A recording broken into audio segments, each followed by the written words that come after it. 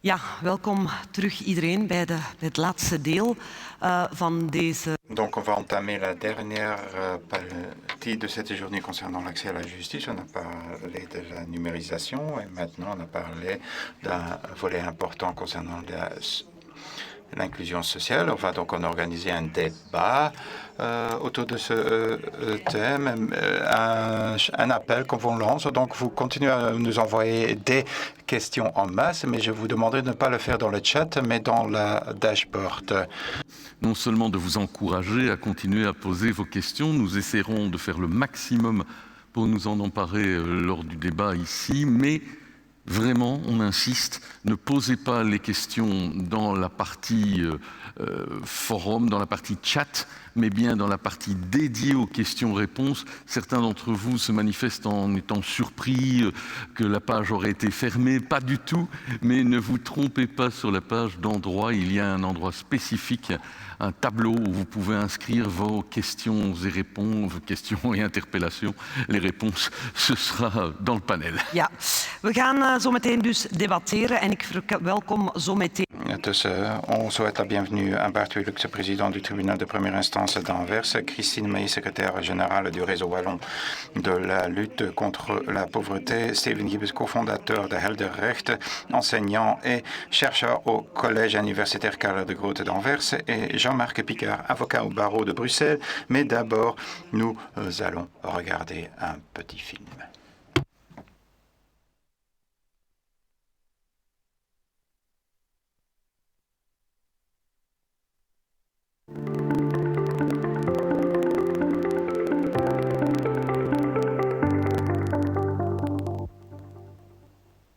Les services de proximité, ça reste indispensable. Je pense que des gens à qui on doit dire oui, il y a une permanence juridique, mais elle se tient à 30 km de chez vous, elle a lieu un jeudi sur deux de 14 à 16 heures.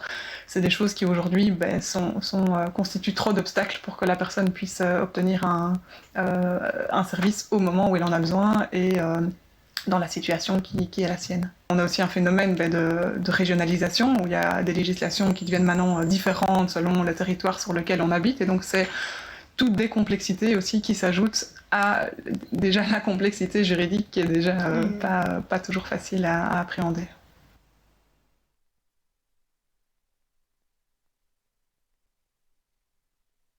Weinig mensen die een weg echt vinden naar justitie. Er zit een enorm grote doelgroep die de weg gewoon niet vindt. En als ze geen hulp vinden of krijgen, of er is niemand die hen vertelt hoe dat de weg er misschien ligt, dan komen die daar gewoon niet. En dan lossen die een probleem onderling op of soms helemaal niet op. Het is een heel groot probleem, omdat bijvoorbeeld eerste lijnsbijstand zoals gegeven wordt, zelfs die is met heel beperkte middelen enerzijds, anderzijds iedereen die een andere taal spreekt, die vallen van tussen de boot.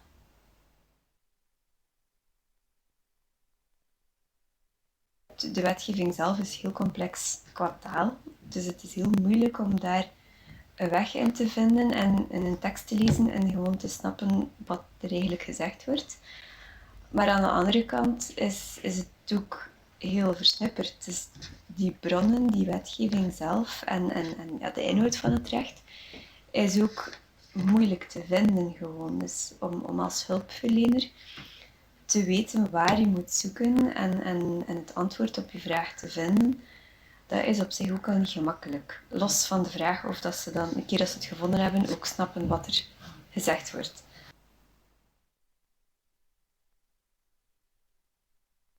Les avocats, ils viennent peut-être pas tous avec un traducteur. Parfois, c'est même plutôt marrant de voir comment est-ce qu'ils arrivent à se faire comprendre par des mimes, par des mots. Ou souvent la prison, ils essayent aussi un petit peu, au sein même de la prison, ils essayent de se débrouiller, de trouver un agent qui parle cette langue-là ou un autre détenu qui parle les deux langues, le français et la langue étrangère.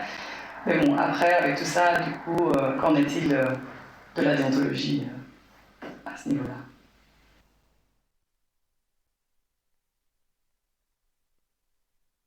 Il faut à un moment faire comprendre aux juristes qu'en plus d'être de bons juristes rigoureux et précis, ils doivent être de bons communicateurs et qu'il y a moyen de faire passer un mécanisme juridique très complexe avec des mots de tous les jours d'expliquer, de décider, de réexpliquer, de réentendre, de voir si son interlocuteur a compris.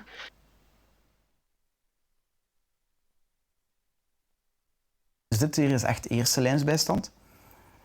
Positieve is laagdrempeligheid, negatieve is de taal, de vindbaarheid, de schroom om hier toch fysiek naar hier toe te komen en dan in de wachtzaal te zitten met allemaal mensen te kijken rond u. Dus al wat anders dan een advocatenkantoor.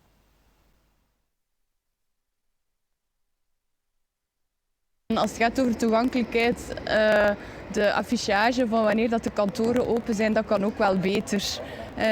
Dat heb ik al gemerkt. Ik heb hier ook al een keer in de zomervakantie gestaan en nu onlangs dat het in de namiddag niet open is. Er zit wel een ambtenaar, maar die zegt ik kan u nu niet helpen. Die dingen doen we 's morgens en niet 's middags.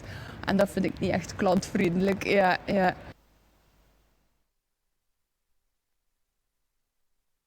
Nu met dit ding is dan, ik ga op van mijn buurtcentrum. Besluit, maar als je afwacht, zijn die kwetsbaar. Ik krijg geen computer, ik krijg juist de laptop voor mijn betonlijn te doen. Vuurt van de rest interesseert me dan niet.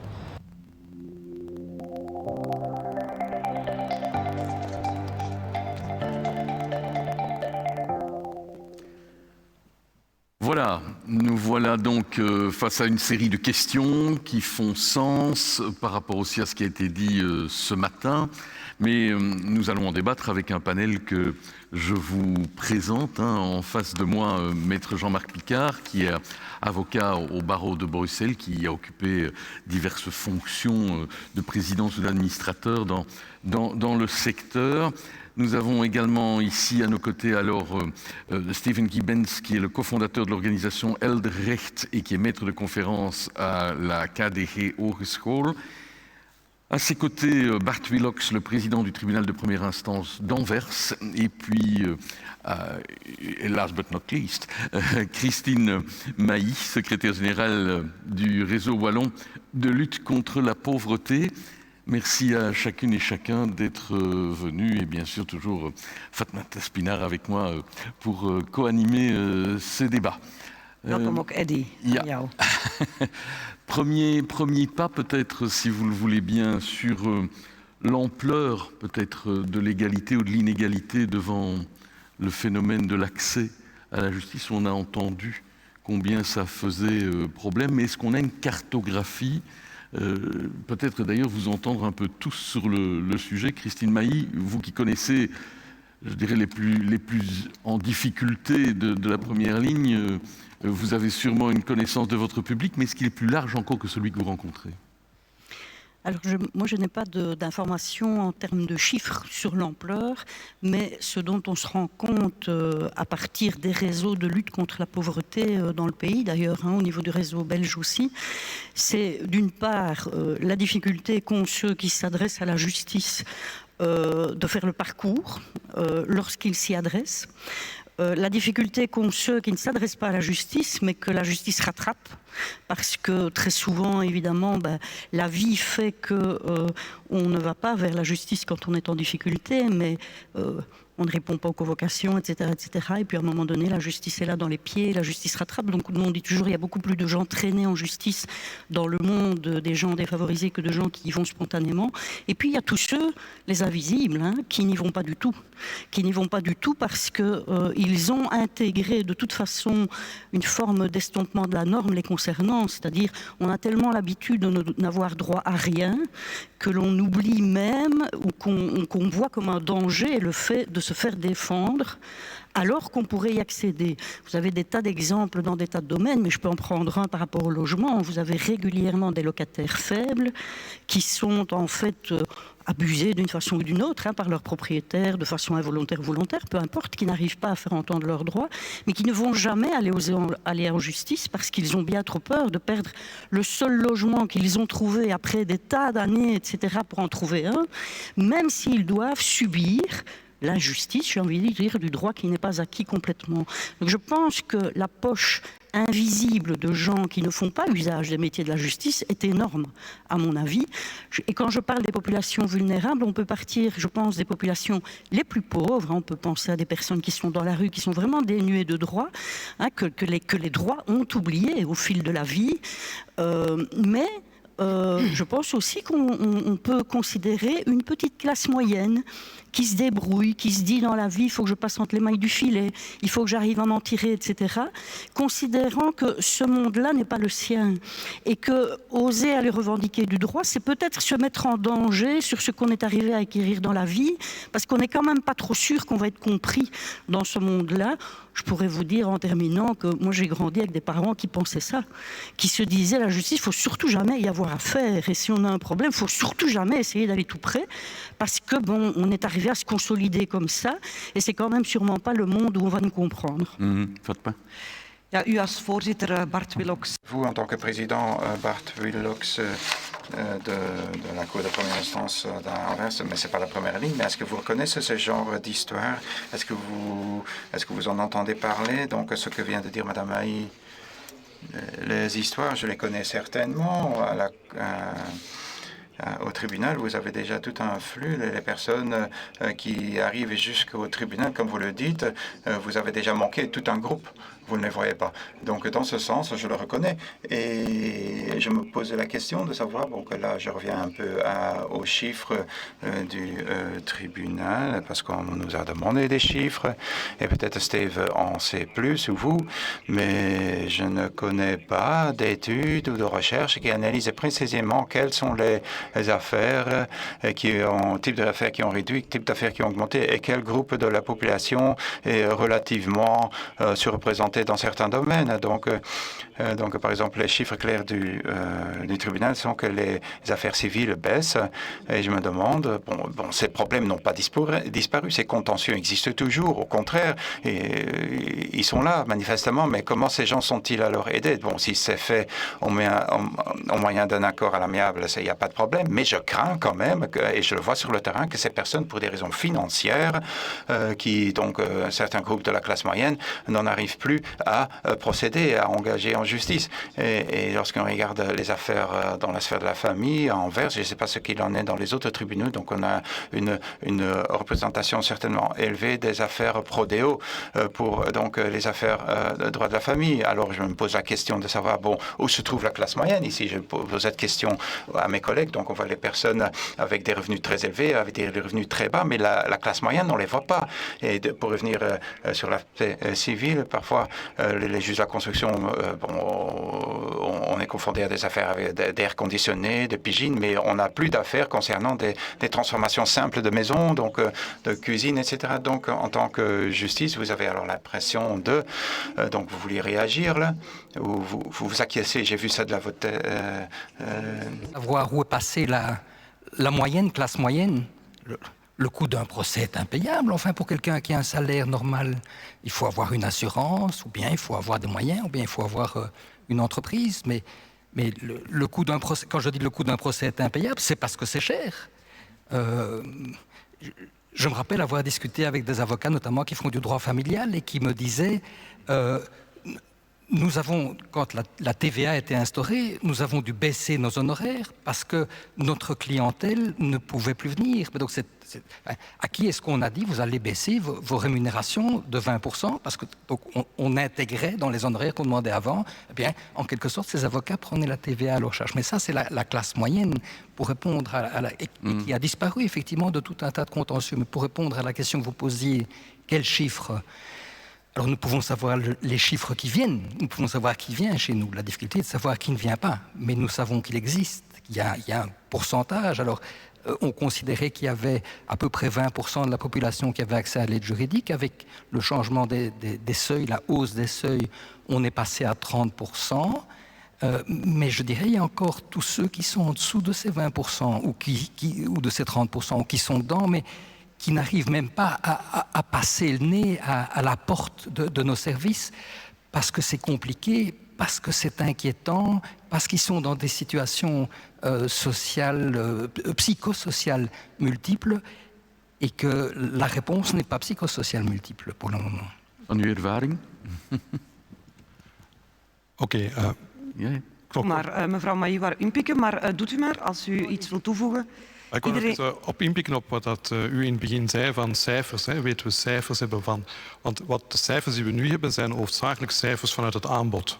Hoeveel mensen hebben de rechtbank geraakt enzovoort, maar we weten eigenlijk niet hoe de mensen eigenlijk hun weg naar het recht hebben gevonden. En het is een beetje frapperend dat in België zulk onderzoek nog niet is gebeurd, terwijl in Nederland bijvoorbeeld de geschillenbeslechtingsdelta, dat men echt bevragingen doet bij de bevolking om te weten wat de noden en behoeften zijn. Welke juridische problemen hebben zij de laatste 5 jaar gehad bijvoorbeeld en op welke manier hebben zij gereageerd? Hebben zij actie genomen of geen actie genomen? Wat was de reden dat er geen actie werd genomen? Omdat men niet wist dat men actie kon nemen of dat men toch een meer rationele beslissing heeft genomen. Het kost mij te veel om te starten aan een procedure enzovoort. En op die manier zien we bijvoorbeeld niet alleen in Nederland, maar ook in Anglo-Saxische landen, de Paths to Justice Studies, dat men op die manier een beleid is kunnen gaan voeren, omdat men ook vaststelt dat mensen die in zeer... On constate que les personnes qui se situent dans une position très vulnérable ont plusieurs problèmes et on les a groupés. On a vu par exemple le logement, c'est très important si c'est pas en ordre. Donc est-ce que c'est la cause de toute une série d'autres problèmes? Si on se présente devant la Cour pour une résiliation du bail, on sait alors qu'il y a toute une série de problèmes avant cet instant, que c'est en fait trop tard. Donc pour avoir une image ainsi des besoins et des désirs, on peut aligner sa politique sur les besoins des personnes. Et ça, c'est une première remarque. On ne sait souvent pas. On dit, bon, le nombre de cas devant les tribunaux de la famille, donc le nombre d'affaires civiles baisse. On ne sait pas ce qui se passe là. Mais alors là, le questionnement peut être très important, pas seulement pour avoir des éléments quantitatifs dans ces enquêtes, mais également au niveau qualitatif. Par exemple, en Angleterre, on a été voir les personnes les plus vulnérables chez eux à domicile avec pour but explicite de les atteindre.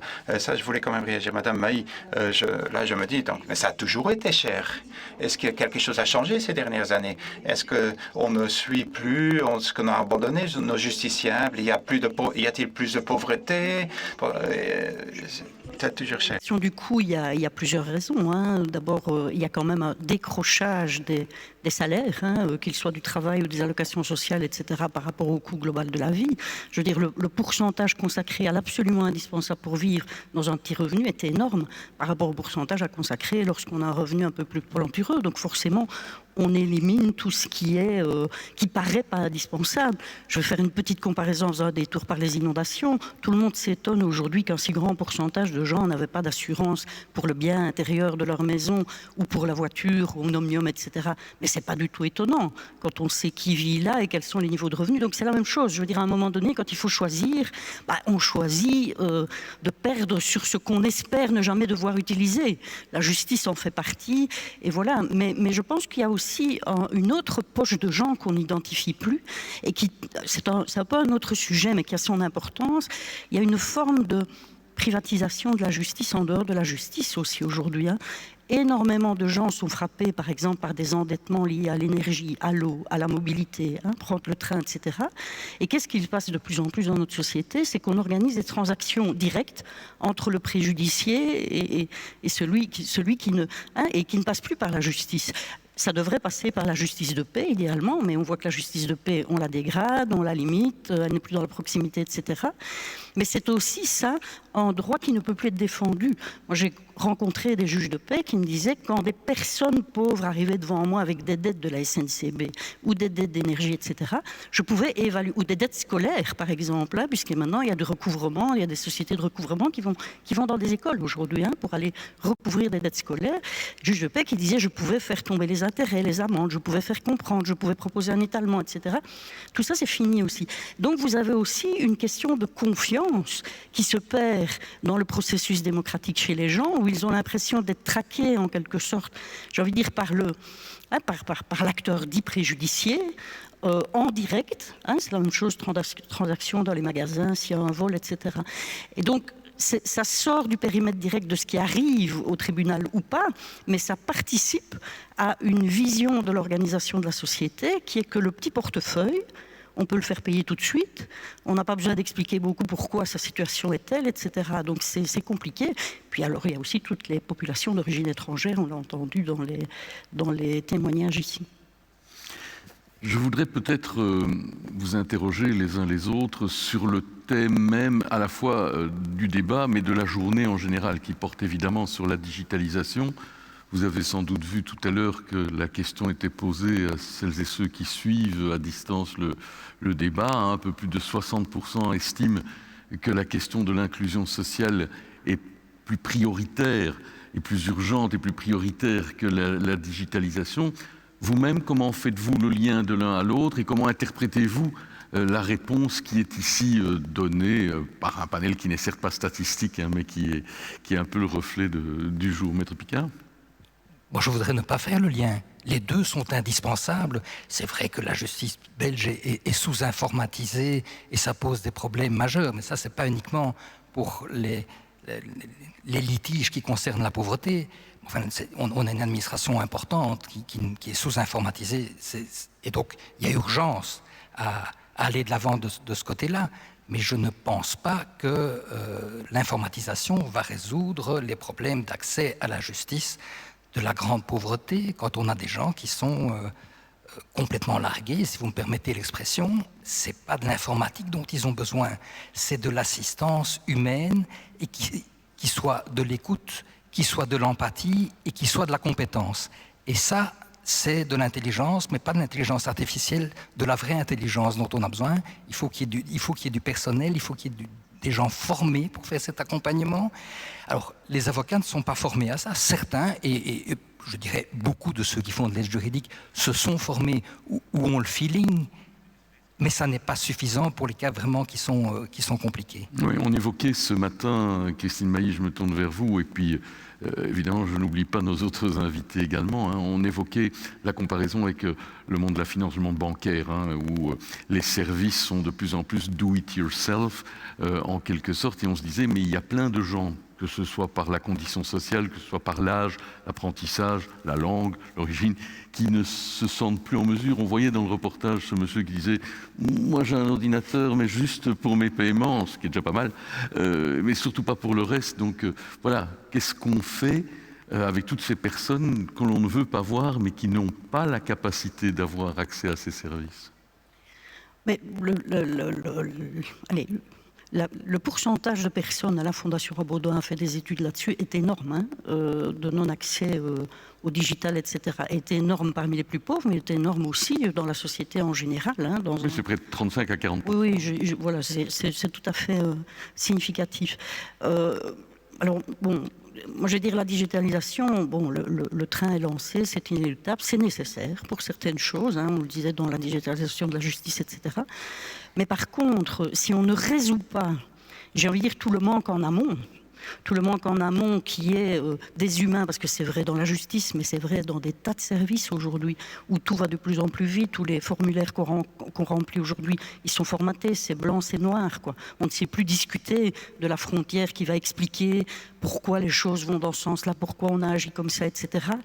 La rapidité des données qui circulent d'un endroit à l'autre, etc. Tout ça échappe de plus en plus à une partie de la population. Alors il y a des gens qui sont hors de la digitalisation pour plein de raisons, hein, parce qu'ils ne sont pas outillés, parce qu'ils ne connaissent pas, parce qu'ils ne vivent pas dans des zones qui, etc., etc.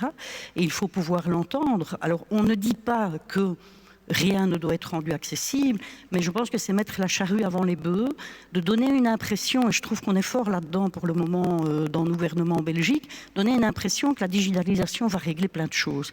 Il y a le manque de contact, de temps, d'empathie, etc., qui n'est pas nécessairement dû au souhait de la personne, hein, mais qui est vrai dans des tas de domaines à caractère sociaux aujourd'hui. C'est vrai dans la justice, c'est vrai dans l'aide sociale. Partout, on entend qu'on est débordé. Partout, on entend qu'on ne sait pas avoir des rendez-vous. Partout, on entend qu'on attend des mois. Partout, etc. Et donc, c'est pas la digitalisation qui va régler ça. C'est comment on constitue du droit en amont, comment on apporte de la connaissance aux gens et comment on donne de la confiance aux gens dans le fait qu'ils peuvent accéder aux droits sociétaux qu'ils proméritent. Ja, en inderdaad, ik hoor u zeggen, digitalisering. Et puis j'entends que la numérisation ne peut pas résoudre tout, puisqu'on n'atteint déjà pas une partie des justiciables, donc la rémunération ne résoudra pas tout, certainement pas pour ce groupe-là. Et un des obstacles majeurs dont il faudra parler, et une des questions qui ont été posées là-dessus, est clair, quand est-ce que la magistrature va donner des cours concernant la lisibilité des jugements? Donc on parle déjà des jugements, mais donc honnêtement, moi aussi, je suis correspondante en matière de justice. Elle dit, je ne sais pas pour toi, nous, on doit parfois à reprise avaler 2 fois et relire 3 fois avant de comprendre. Donc, comment voulez-vous que le citoyen moyen, il ne s'agit même pas des personnes d'une autre langue, mais la langue juridique, bon, en soi, c'est une autre langue. Donc, quelle est l'ampleur, l'envergure de ce problème qui fait que donc les personnes manquent de cet accès à la justice dû à ce langage juridique? Je dois vous dire que le langage juridique est un jargon juridique qui a été créé par la complexité de la législation. Les professionnels discutent de cette législation et parlent dans leur propre jargon. En soi, c'est pas mauvais, soyons clairs, mais les juristes sont également quelque part des linguistes parce que le droit, c'est pure langue. On parle de jargon professionnel, mais en même temps, on parle également la langue commune ensemble avec ce jargon et ça devient droit également. Je pense qu'il faut faire la distinction entre les 2 langues. Parfois, on parle de la langue normale et de la langue juridique comme des faux amis, mais on a un certain nombre de concepts dont la langue normale trouve une autre signification dans la langue juridique, par exemple, meurtre, et puis, par exemple, résiliation. Donc, les gens, ils pensent pas, ils parlent pas directement à la résiliation du bail.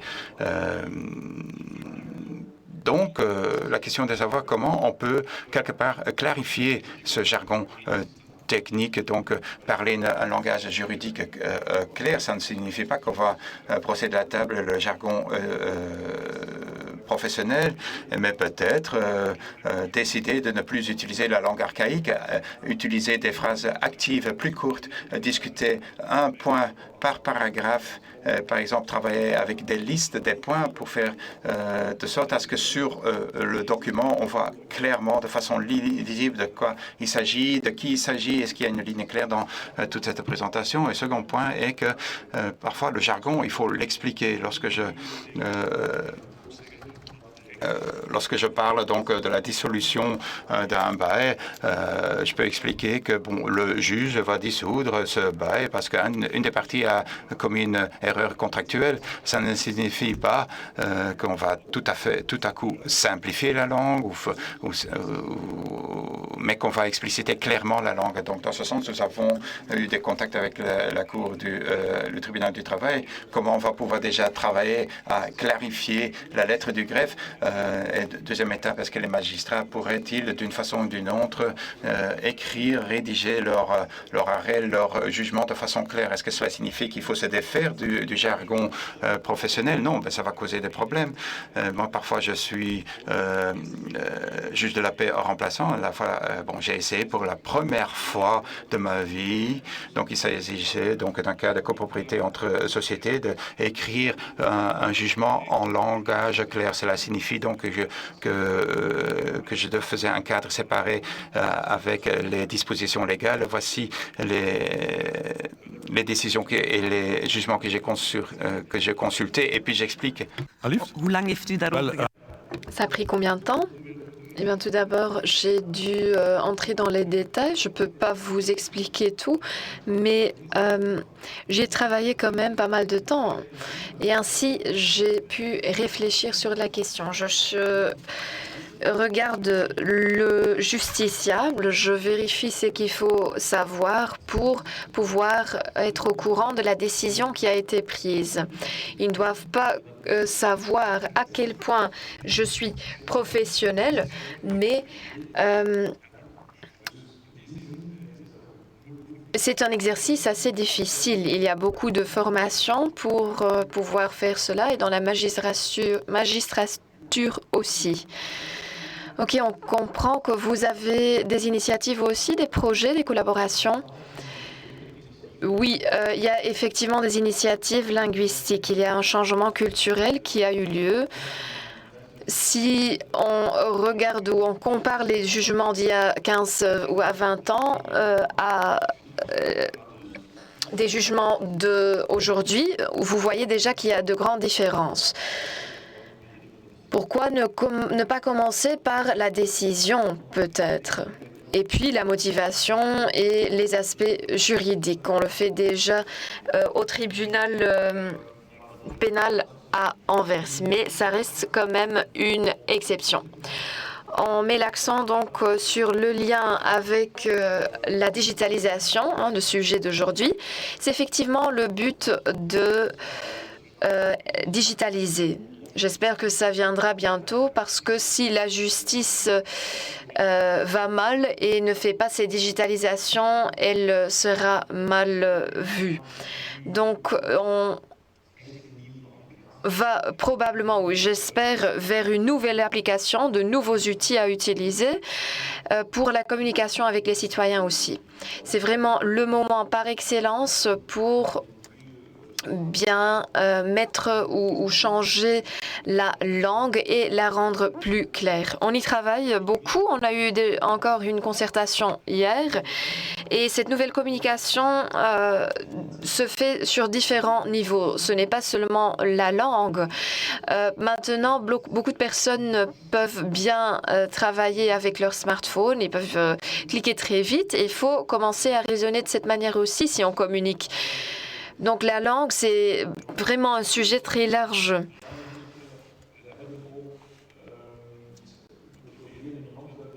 On essaye également à Anvers de faire le lien entre la digitalisation et l'inclusion sociale. Et je crois que le côté digital offre également des possibilités pour l'inclusion sociale parce que grâce aux outils digitaux, on peut toujours atteindre des personnes. On se focalise beaucoup trop sur la justice classique et ça veut dire qu'on travaille selon un modèle démodé avec deux personnes, un demandeur, un plaignant et une victime. Donc ça veut dire que c'est vraiment démodé et il faut vraiment changer cette vision. C'est la procédure qui compte également et dans les premières étapes d'un procès, il faut également voir quelles sont les différentes étapes.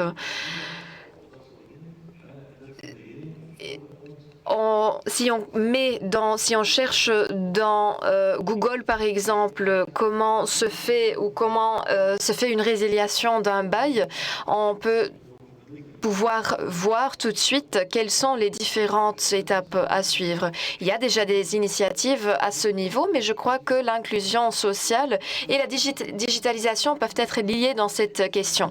Ok, il ne faut donc pas attendre le jugement, les personnes doivent être au courant de leurs droits et c'est très intéressant ce que vous dites. Et cela nous pose vraiment un défi et c'est vraiment nécessaire, mais on fait souvent la reproche à la justice. Il faut être très communicatif. Et je peux vous dire d'expérience que le bas blesse dans cette communication. Il y a une certaine fermeture, en fait. On n'est pas très ouvert, pas très extraverti. Il faut communiquer à la population via les médias et via des canaux de communication. Effectivement, c'est lié à une certaine ouverture, une autre manière de regarder les choses. Les questions des médias n'est pas tout simplement offensive, mais c'est juste une invitation à bien ou à mieux expliquer les choses. Les personnes acceptent la communication si elle est bien expliquée. Mais ça ne se fait pas assez. Il y a déjà des initiatives. Je vous donne un exemple. Il y a un porte-parole général maintenant et le but, c'est qu'il se focalise sur les sujets généraux et sur l'explication de ces sujets. Effectivement, parce qu'il y a certains parquets qui le font bien et d'autres qui ne le font pas du tout. Et cela cause bien sûr des problèmes. Donc, ainsi, souvent, des personnes peuvent penser que la justice a beaucoup de secrets. D'abord, effectivement, sur cette simplification du langage, sur les simplifications des procédures, sur les simplifications et la bonne compréhension de ce que l'on attend du citoyen. Beaucoup d'interventions aussi sur, vous l'avez déjà évoqué, le nécessaire potentiel humain, c'est-à-dire le personnel qu'il faudrait pour ne pas le remplacer par de la machine ou du dialogue avec la machine pour garantir le personnel humain. Mais alors, ça nous ramène aussi à cette double question, peut-être, quand il y a déficit déjà maintenant d'accès à la justice, comment et quelles sont les instances de justice qui travaillent pour essayer d'aller quand même récupérer en quelque sorte ces justiciables en défaut ou en déficit d'exercice de leurs droits. Et même question, comment est-ce que l'associatif ou quel type d'associatif pour alors pallier l'institutionnel quand l'institutionnel n'y est plus? C'est un peu les deux pendants de la même médaille. Je ne sais pas lequel d'entre vous commence. Maître Picard? La question n'est pas facile. Je ne sais pas s'il faut pallier, je pense qu'il faut collaborer. Il est évident que les gens qui sont dans l'extrême pauvreté, qui sont ceux dont nous parlons cet après-midi, ont peut-être plus de facilité à s'adresser à des services sociaux que venir dans une salle où ils vont être reçus par 10 avocats en toge qui les regardent, ou bien qui regardent le bout de leurs chaussures pour ne pas devoir s'occuper de leur dossier. C'est inquiétant parfois de devoir aller à la justice. Et donc moi je dis, il faut de la coopération. Il faut qu'il y ait un travail avec les services sociaux ou l'associatif. Mais au risque de me répéter, je dis qu'il faut des structures du barreau qui soient des structures associatives, et c'est le cabinet dont a parlé Élise Dermine. Il faut qu'il y ait des cabinets où on sache qu'on va être reçu par un avocat qui a de l'écoute, par un avocat qui a du social, si je peux dire, mais aussi par des assistants sociaux, et pour qu'il y ait un partage du travail. Il y a du travail juridique qui est parfois très compliqué dans les dossiers, très pointu dans les dossiers de grande pauvreté, mais il y a toute la préparation qui est une préparation sociale d'aide à articuler les faits, d'aide à analyser la situation de façon large, parce que ça ne sert à rien d'aller prendre un bon jugement qui va aider la personne, mais s'il reste à côté de cela tout un tas de situations précaires, on lui aura mis la tête hors de l'eau et puis elle retombera un peu plus loin. Donc il faut qu'il y ait ces structures et il faut que le ministère de la Justice subsidie ces structures. Cela dit, on sait, et il y a eu assez de colère exprimée à cet égard, le problème des prodéos, et être en mesure de convaincre jeunes ou moins jeunes avocats de faire de l'assistance juridique, de se mettre à disposition alors qu'ils croulent sous le boulot et que c'est pas forcément bien rémunéré, c'est pas non plus la chose que l'on fait matin, midi et soir, hein, Maître Picard, soyons de bons comptes. Les comptes sont parfois compliqués. Je pense qu'il y a des avocats qui ne demandent pas mieux que de faire ça, qui sont des avocats qui sont, enfin je le sais, qui sont des avocats qui sont impliqués socialement et qui veulent faire ce travail. Ce qui est malheureux, c'est que quand on entend le projet dont parle Élise Dermine, quand on en parle, on rencontre dans le monde associatif nombre de juristes qui étaient avant des avocats, qui nous disent « si ça avait existé, je serais toujours avocat ». Et j'ai vraiment une kyrielle de noms en tête. Il y a une demande de la part des avocats. Je suis persuadé qu'il ne manquerait pas de candidats. On devrait faire le tri parmi les candidats. Et je crois qu'il y a une demande, une nécessité du terrain. Il y en a peut-être qui vont revenir alors du monde associatif. Pour le monde associatif? Oui, enchaîner d'abord pour le monde associatif sur ce modèle-là, parce que moi aussi j'ai entendu des avocats qui me disaient, des jeunes, moi je ne me rendais pas compte que c'était à ce point-là, qui disaient d'une part qu'ils avaient envie que leur métier ait cette facette de dimension humaine en profondeur, mais qu'ils avaient aussi envie d'en vivre. Et j'ai entendu plein de jeunes qui me disaient, moi j'ai quitté le métier pour aller travailler dans une ASBL ou ailleurs, etc., parce que c'est pas possible d'en vivre. Donc il y a cette opportunité de ce type de projet-là mixte, qui est sous forme d'ASBL, etc. Donc c'est en quelque sorte le monde de la justice qui rejoint le monde de l'associatif dans une action commune à réaliser. Mais ce qu'on voit aussi beaucoup dans l'associatif aujourd'hui, c'est certains dans l'associatif qui font le choix d'accompagner des gens particulièrement vulnérables à aller se défendre en justice parce que c'est le parcours du combattant. Mais ces gens qui le font dans les associations, je veux dire, ça leur demande une énergie démesurée rien que pour faire le chemin d'accès à la justice, outre l'ensemble des difficultés rencontrées par la personne qui doit y aller, etc., etc. C'est anormal puisque c'est de la prise d'énergie qui est mise. Donc, beaucoup s'usent et abandonnent. Ce qu'on voit aussi, c'est beaucoup d'associatifs qui disent « En fait, nous, on rencontre tout le temps plein de gens dans nos associations qui viennent en formation, qui dans le social, etc. Il faudrait qu'ils aient accès à la justice, il faudrait qu'ils se défendent. Nous n'avons pas le temps et la capacité de pouvoir les accompagner. Donc, je pense qu'il faut des formules mixtes comme celles qui sont mises en place, mais il faut aussi entendre sur le terrain bien de la part de l'ensemble de nos pouvoirs, à tous les niveaux de pouvoir, qu'il y a une nécessité de renforcement des acteurs humains qui travaillent à la proximité, et que ça serait à l'égal de ce que Elise Dermine a démontré tout à l'heure. Ce qu'on investit en préventif, c'est ce qu'on ne dépensera pas dans des prisons, en curatif, etc. Donc il y a de l'investissement double qu'il faut pouvoir faire absolument. Ja, ik denk dat meneer Willox eerst en dan meneer Gibbens, jullie willen... D'abord, Monsieur Maillet et puis Monsieur Willox et puis Monsieur Gibbons. Vous pouvez décider vous-même. Alors, je voulais rebondir à ça. Le lien se fait également entre le champ social et le champ judiciaire.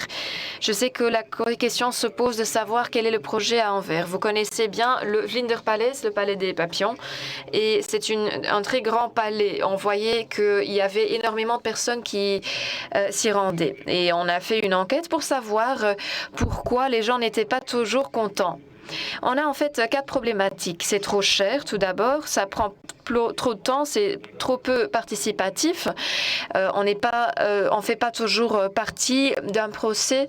Et finalement, la solution ou les affaires ou les décisions de la justice ne sont pas assez affectives. Il y a un jugement, mais ce n'est pas assez clair. Et on l'a traduit dans l'accueil dans le Grand Palais. Et on s'est dit... D'abord, on connaît trop de personnes qui vont ou qui viennent au bâtiment et on ne peut pas les aider. Deuxièmement, on voit en même temps qu'on prend souvent des décisions mais qu'on ne trouve pas de vraies solutions.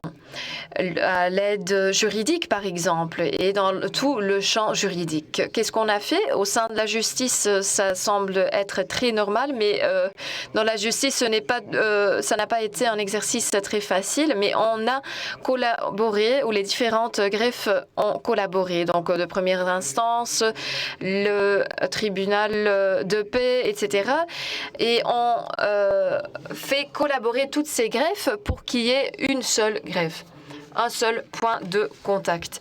On a travaillé également avec l'aide judiciaire de première ligne. Avant, ce n'était plus disponible dans les palais. Les personnes venaient à la greffe et demandaient si on avait des conseils, des avis. Mais en tant que justice, on doit toujours bien accueillir ces personnes, ce qui n'était pas toujours le cas avant. Donc nous avons cette aide judiciaire grâce aux collaborateurs du barreau et on a fait le lien également avec le champ du bien-être. Donc on a par exemple le TCA ou le CAW qui a des personnes qui travaillent chaque jour chez nous. Ainsi, beaucoup d'entretiens avec des personnes quelconques, avec des problèmes quelconques, on peut toujours les aider. C'est quelque chose de très global et il entre en contact avec l'avocat et avec le collaborateur du bien-être. Ainsi, tout le monde essaye d'analyser le problème et d'aider ces personnes. Je dois vous dire qu'au début, c'était difficile. On devait chercher un peu les meilleures solutions.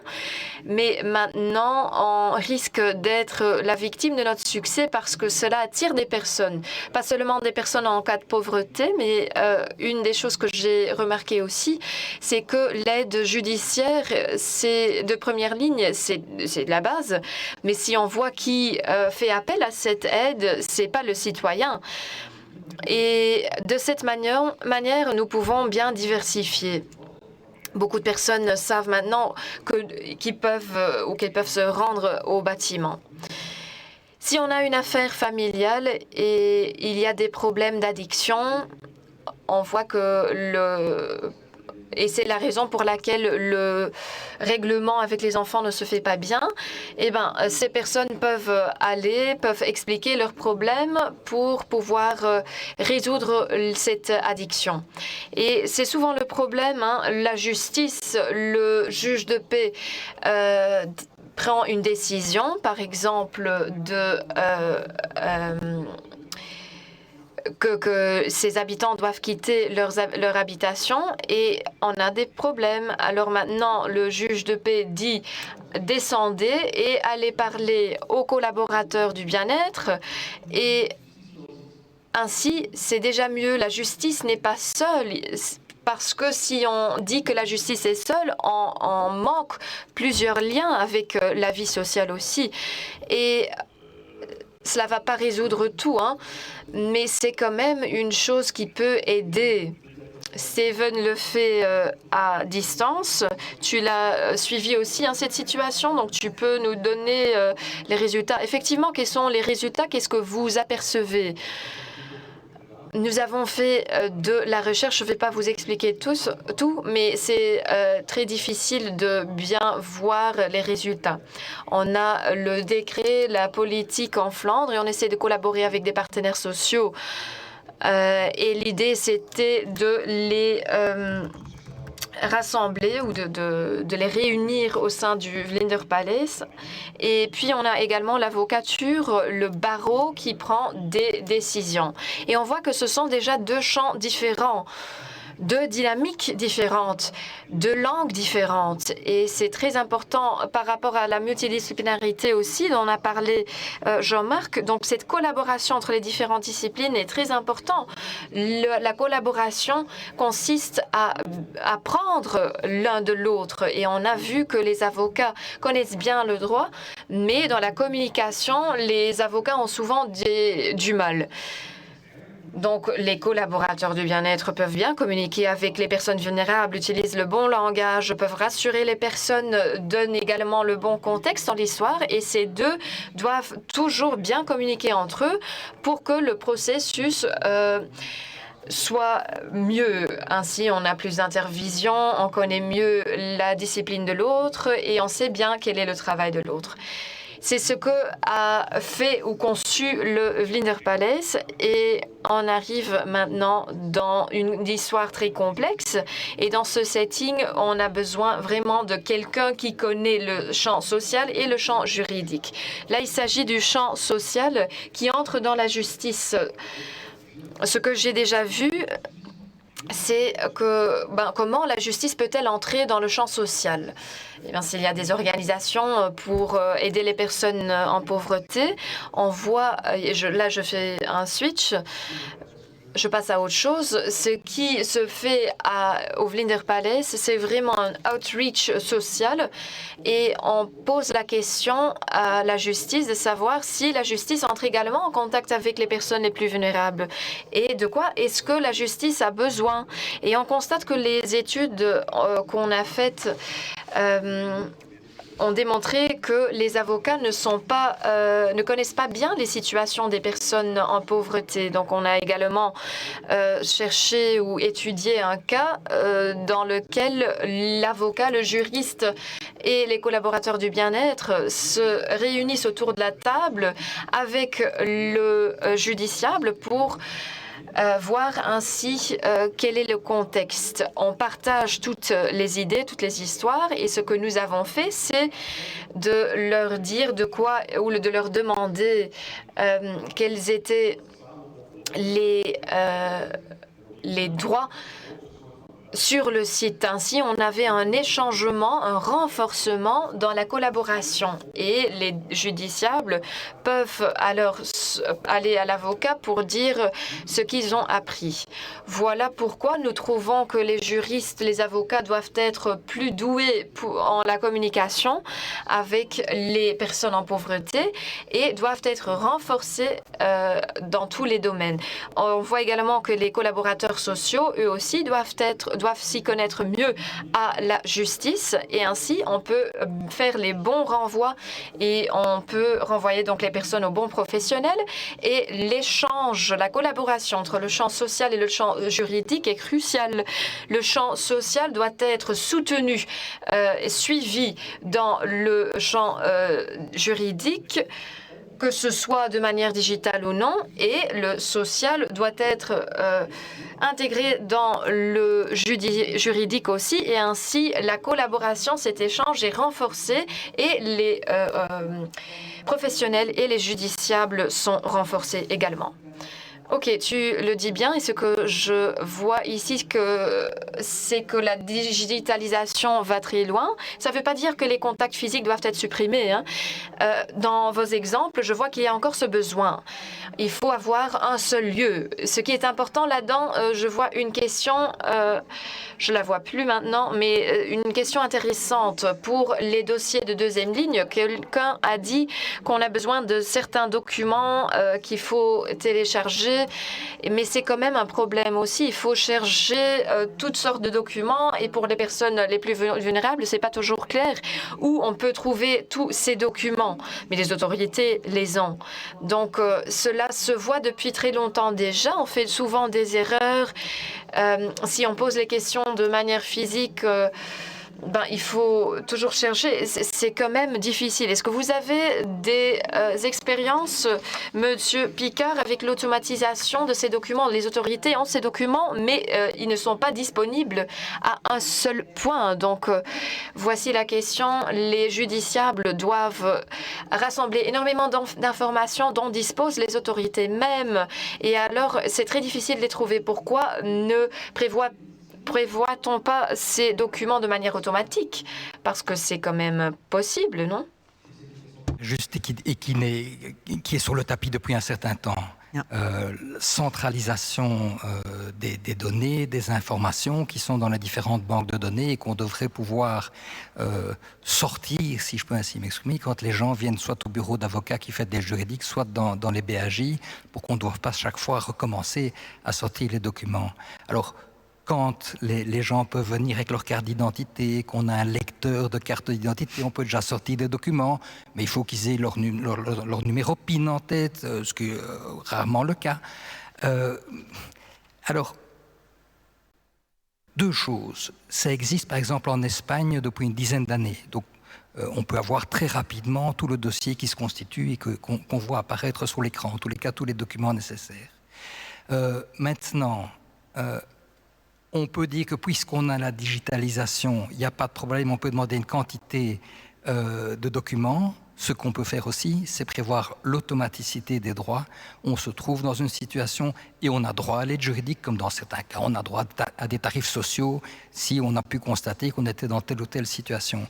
Donc, il ne faudrait pas que la digitalisation soit un prétexte ou une raison pour dire on peut y aller, on va demander une quantité de documents.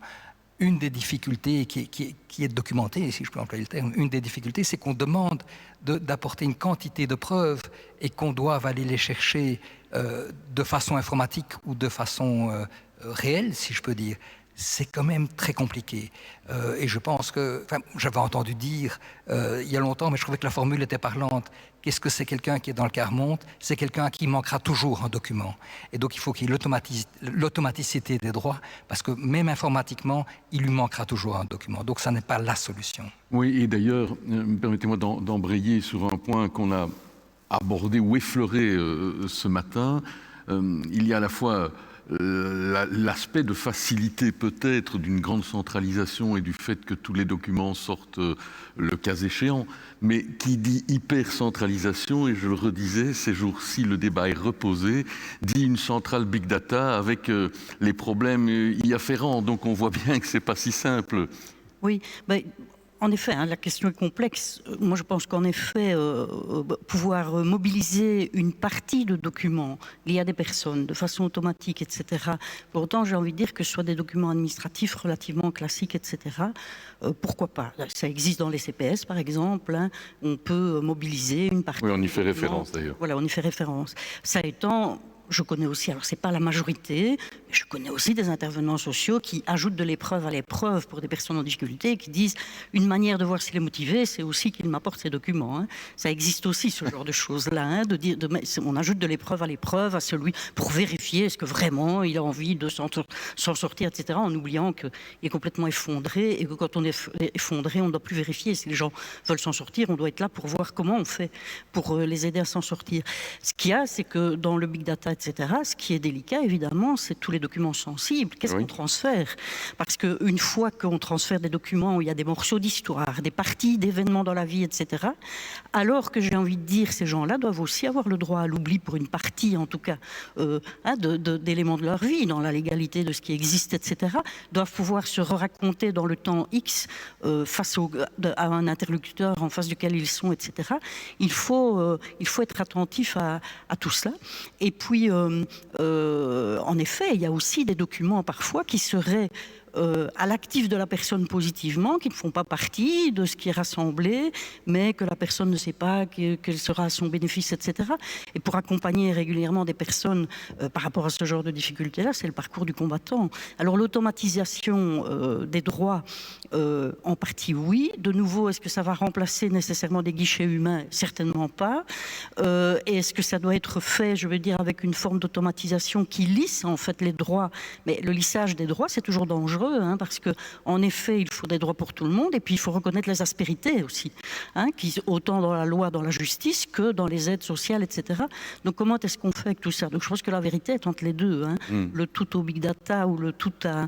Il y a quelque chose entre les deux, mais surtout le respect de la vie des gens, le respect du processus. Voilà, ça reste majeur. C'est ça qui doit être au cœur. Vous souhaitiez réagir peut-être? Je crois effectivement que si on pense à la digitalisation, on voit la digitalisation comme un objectif, mais ce n'est pas un objectif, c'est juste un moyen. On ne va pas faire tout de manière digitale, ça va rester un système hybride, un système mix. La digitalisation peut nous aider à bien trouver les informations plus vite, et il s'agit de ça. Les données doivent bien être analysées. On peut travailler avec les algorithmes et on peut faire beaucoup, mais si on regarde l'inclusion sociale et la digitalisation, ce sont deux éléments différents qui peuvent être liés. La digitalisation peut être un moyen pour augmenter l'inclusion sociale. On reçoit une question. Pourquoi les personnes qui ont été citées en justice ne reçoivent pas de message la veille? Eh bien, je crois que pour les rendez-vous aussi, effectivement, on pourrait recevoir un message disant ce jour-là, il faut être... on a un rendez-vous avec le médecin, par exemple. Ça se fait déjà dans le monde médical, mais dans la justice, pas. Eh bien non, à cause de la crise sanitaire, on a commencé à le faire de plus en plus, mais ce n'est pas encore structuré. Nous avons déjà fait une étude, des recherches, surtout pour les affaires civiles, pas encore pour les affaires sociales. Pour les personnes en pauvreté, via la Fondation du Roi Baudouin, on a pu faire des contacts avec les personnes de tout type de population, de toutes les couches de la population, et on a fait une enquête. Une chose qu'a démontré cette enquête, c'est que on peut recevoir donc un message en disant « Attention, demain, c'est une nouvelle session », et donc ça en fait déjà partie. Si on fait une nouvelle application, une nouvelle étape entre le citoyen et la justice, ce sont des choses normales. Ainsi, toutes les pièces qui sont importantes peuvent être consultées. On a donc bien écouté les personnes, on a vérifié ce qu'ils trouvent important, et tout le monde dispose d'un portable. C'est logique également, en ce moment, tout le monde peut le faire. Je sais que tout le monde n'a pas un portable, mais il faut communiquer de cette manière. Il faut toujours bien évaluer la situation. Voilà pourquoi on a collaboré avec cette Fondation Roi Baudouin. Que faire avec les personnes qui ne peuvent pas communiquer de cette manière? Il faut trouver des solutions aussi. OK, et puis j'ai vu également une question à ce propos. Si on reçoit un texto et les personnes vulnérables doivent aller au travail, peuvent entrer en difficulté s'ils ne peuvent pas aller en justice. C'est une des choses que je trouve importante aussi. On peut toujours parler d'inclusion sociale, de digitalisation, mais je pense qu'on doit toujours réfléchir sur ce que doit être la justice moderne. Parce que si on fait toujours la même chose, mais avec plus d'argent pour les pauvres ou pour l'inclusion sociale, sociale et la digitalisation, on va toujours rencontrer les mêmes problèmes. On ne va pas en sortir de cette situation difficile. Il faut réfléchir sur quelle justice on veut. Et l'un des éléments, c'est qu'il faut qu'on doit plus se fixer. Les personnes doivent être présentes. Parfois, c'est très utile, absolument. Je ne suis pas contre les présences lors des séances, mais de temps en temps, c'est vraiment inutile. Et on a de nouvelles barrières sociales. Il faut prendre congé, il faut attendre tout le matin pour pouvoir rentrer après 5 minutes. Et là, on n'a plus de confiance. Donc, souvent, ce n'est pas nécessaire. Je pense par exemple à des procédures de divorce. Après 6 mois, il faut de nouveau dire qu'on veut encore divorcer. Oui, ça vous fait rire, mais bon, c'est quand même important. Il faut travailler avec des avocats aussi, mais si les avocats envoient un message, un mail en demandant si le client veut toujours divorcer ou en disant qu'il veut toujours divorcer, ça suffit quand même. Donc, il y a des choses qui se font lors des séances, mais ce n'est pas toujours nécessaire quand même si on peut le régler d'une autre manière. Donc, tout le monde peut effectivement avoir plus de temps. Dans beaucoup d'affaires pénales, il faut pouvoir parler aux personnes. Ici aussi, ce débat est beaucoup plus enrichissant parce qu'on se voit. Mais il y a également d'autres situations dans la justice. Il faut prendre de petites étapes, des choses formelles qui peuvent se faire également d'une autre manière. On en a déjà parlé. Si quelqu'un ne peut plus prendre de congé, mais il ou elle veut être présent ou présente via ou à la séance, on peut également utiliser la visioconférence. Ça peut être une manière d'inclure également socialement. Je sais qu'en Flandre, on est beaucoup plus pragmatique qu'en Wallonie. Évidemment, ce que vous proposez là, c'est du bon sens et ça va faciliter le travail de la justice. Mais moi, je pense à des dossiers où les gens sont là avec, pour tout outil informatique, un GSM avec la vitre qui est cassée et qui vous répondent. Parfois, il faut se demander ce qu'ils ont voulu vous dire. Et quand vous devez leur envoyer le jugement, vous avez su que vous leur envoyez le jugement par PDF et qu'ils sont occupés à essayer de le déchiffrer. Déjà que même s'ils l'avaient en papier, ce ne serait pas facile à comprendre. Mais sur leur GSM, ça devient du n'importe quoi. Donc, denk ook niet dat hij een algemene... Je pense qu'il ne proposait pas une règle générale, mais par exemple l'exemple des divorces, etc. Disons, évidemment, Monsieur le Président Willox a raison. On doit faire ça pour la justice en règle générale, mais pour les gens qui sont dans l'extrême pauvreté, il faut qu'on ait des mesures, je le redis, des mesures humaines pour accompagner. Mais je pense qu'il faut rappeler, notamment ce qu'Alexandre Le Sif disait tout à l'heure, il faut baliser les évolutions au regard de est-ce que ça va convenir aux plus vieux, est-ce que ça va convenir aux personnes d'origine étrangère, est-ce que ça va convenir aux familles, aux enfants, etc. Et c'est à partir de là qu'il faut démarrer, donc à partir des plus vulnérables. Sinon, le danger, vous avez raison, je suis d'accord, mais le danger, c'est qu'il va y avoir une normalisation, c'est-à-dire une moyenne pour qui ça ira, et tant pis pour les autres. Pendant le temps du Covid, ici, nous, on est deuxième ligne du numéro d'urgence sociale wallon. Je peux vous dire que les dégâts de tout ce qui se fait en distanciel, en digital et en télétravail sur les gens sont énormes. C'est des situations qui arrivent tous les jours au téléphone et dans 80% des cas, c'est un problème lié à l'impossibilité d'accéder à des services par la digitalisation, etc. Je parle de la partie wallonne, je ne parle pas de l'ensemble du pays. Donc il faut quand même aussi s'en rendre compte. Et je vais juste revenir sur ce que vous disiez. Je suis vraiment d'accord sur le fait de les rappels de convocation, le fait de... Allez, le nombre de gens, moi, ils reçoivent ça et puis ils me disent « Christine, je dois être là à 9h. J'aurais fini à 10h, tu crois ?» Ah ben je dis « Je ne sais pas. » Parce que, alors on ne leur explique pas qu'en fait il faut aller à 9h et qu'ils ne savent pas quand ils passeront. Donc ils ne savent pas ce qu'ils doivent faire. Ils ne savent pas s'ils doivent choisir la journée d'intérim qu'on vient de leur proposer alors qu'ils attendaient depuis longtemps et se présenter au tribunal. Et puis il y a aussi quand même encore dans le monde de la justice un peu un regard sur condamnation par défaut, quoi. La personne n'est pas là, oui d'accord, elle est défendue, mais elle n'est pas là. Et c'est comme si elle n'est pas là, c'est ce qu'elle a fait l'effort d'être là. Je n'ai pas dit que c'était général, mais ça existe encore dans l'état d'esprit, etc. Il faudrait quand même qu'on prenne aussi en considération une des questions qui est posée là, parce qu'ici, on parle soit du citoyen ordinaire, qui lui-même peut avoir de grandes difficultés à comprendre ou à avoir accès à la justice, mais qui en a les moyens.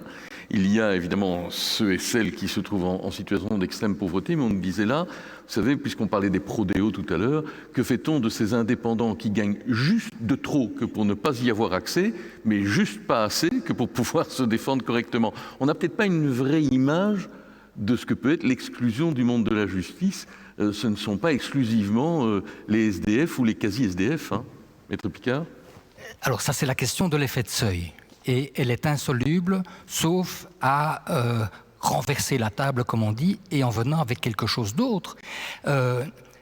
En 1944 et avant, pendant la guerre, on a mis sur pied la sécurité sociale. Et la sécurité sociale, c'était la pension, c'était la santé, et puis on est venu avec des questions d'assistance à l'enfance, les allocations familiales. Mais l'ouvrier ou le travailleur, pourquoi est-ce qu'on devait l'aider à aller en justice? La question ne se posait pas. S'il avait commis une infraction, il n'avait qu'à pas la commettre. S'il avait un problème social, on n'allait quand même pas lui payer son avocat pour venir attaquer le patron. Et donc il manque un pilier à la sécurité sociale. Et la réponse à la question que vous posez et à cet effet de seuil, c'est qu'on puisse avoir l'aide juridique ou le droit à la justice dans la sécurité sociale. Ça ne coûte pas très cher comparé à la sécurité sociale en matière de vieillesse et de santé. Créer un pilier supplémentaire qui permettrait d'avoir accès à la justice par un système mutualiste, ça ne serait pas très cher et probablement que ça résoudrait beaucoup de problèmes. On pourrait, j'imagine aussi, même imaginer des systèmes d'indexation des droits à la justice sur la réalité du coût de la vie, hein, parce que le coût de la vie, pour l'instant, augmente bien plus vite que les salaires, ce qui va provoquer d'autant plus de risques pour les personnes. Mais vous serez toujours confronté à l'effet de seuil à un moment. Il y a les gens qui seront juste au-dessus et qui n'ont pas droit. Donc, création d'un nouveau pilier.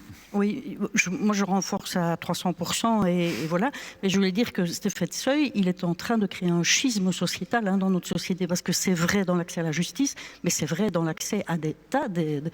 Et de nouveau, je fais un petit passage par les inondations aujourd'hui.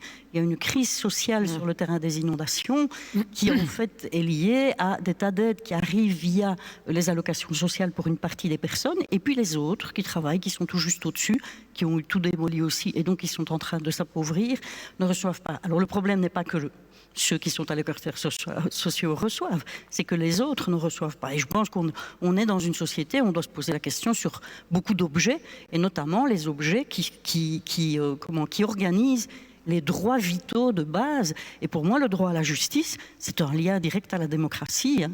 Donc, tout faire pour que les personnes n'ont pas surconsomment de la justice. Alors, je ne crois pas que c'est les pauvres qui surconsomment, mais ils y sont traînés. C'est d'autres probablement. Mais tout faire pour que les gens aient droit à la justice, c'est une évidence pour moi. Hein. C'est le pilier d'équilibre qui fait que, les deux plateaux de la balance, je veux dire, ils doivent bénéficier à tout le monde, quoi. Et donc, moi, je pense que c'est essentiel. U wou iets toevoegen? Of? Vous vouliez ajouter quelque chose? Je pense en effet que c'est un élément. Nous avons maintenant les critères de revenus pour la seconde ligne. On les a augmentés, on va encore les augmenter. Donc il est très intéressant, important de voir quel en est l'effet. Par exemple, aux Pays-Bas, 40% de la population entre considération, et puis on travaille avec un système de contribution propre au fur et à mesure que vos revenus augmentent. Donc ça pourrait également que la personne contribue en partie aux frais de l'avocat sans porter tous les frais. Donc il y a toutes sortes d'idées pour travailler un système, et je pense que le temps est mûr. Je réfère à ce qu'a dit la professeure Dermine. Je pense qu'il faut rassembler un peu tous les éléments et créer une transparence quant à, par exemple, les assurances assistance juridique et pour la seconde ligne, etc. et voir quels sont les modèles qui fonctionnent et de quelle façon peut-on les opérationnaliser de façon mélangée et les appliquer de cette façon, de sorte à ce que les personnes aient accès à la justice. Et ça demande un monitoring, une évaluation pour pouvoir mener nos politiques. Aujourd'hui, cette politique se situe toujours aux mains au sein de la Vicature. Il y a beaucoup d'organisations sociales qui font beaucoup de travail.